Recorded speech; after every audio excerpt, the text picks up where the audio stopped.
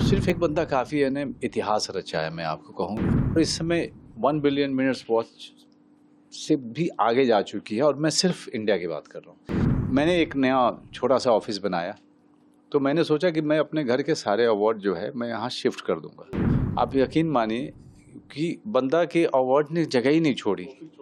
छोटा उसका तो बंदा ने मुझे इतना दिया, बंदा ने हम सबको इतना दिया।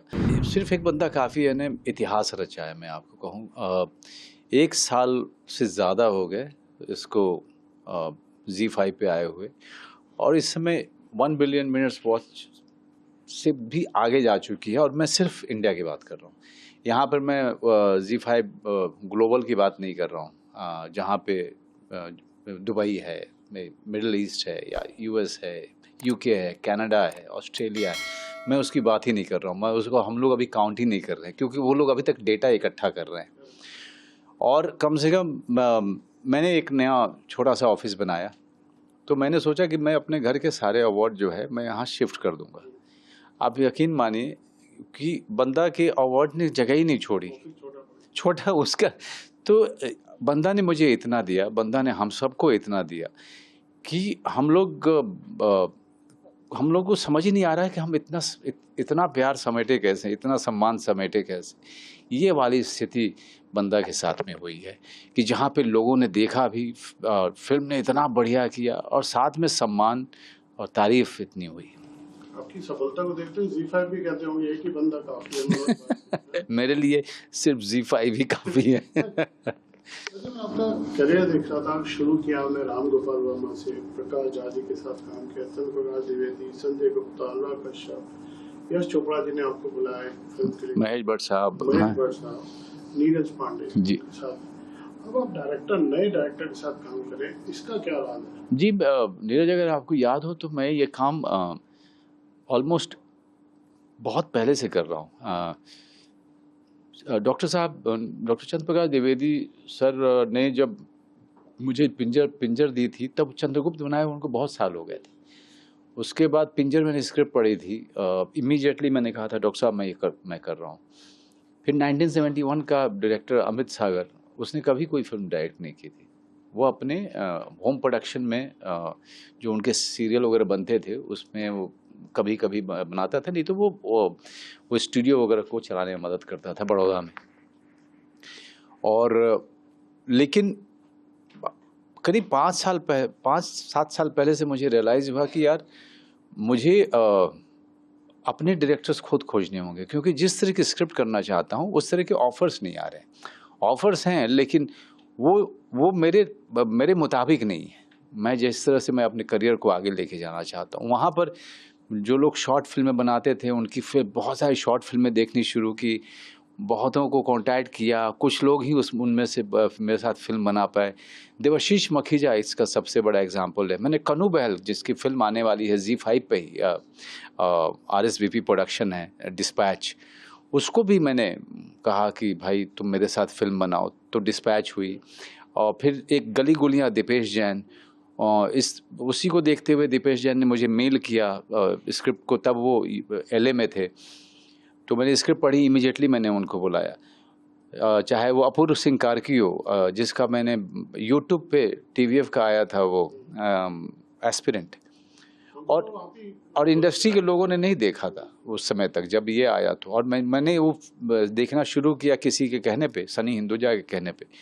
और आप अपूर्व सिंह का, और मेरे पास जब कहानी आई, सुपन वर्मा मेरे पास लेके आया था, तब मैंने कहा डायरेक्टर कौन है, तो उन्होंने कहा कि भाई डायरेक्टर और राइटर तो तुम ही चूज़ करके बताओ कौन चाहिए।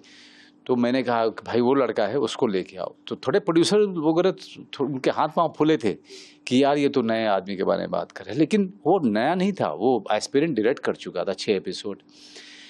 तो मेरा पूरा विश्वास था कि ये आदमी करेगा, और उसने किया। दीपक किंगरानी जो राइटर हैं, वो कमाल के राइटर हैं। वो डेनमार्क में रहते हैं और यहाँ आते रहते हैं काम करने के लिए। फिर राहुल चिटेला से मैं मिला था, मीरा नायर के साथ ये काम करते थे।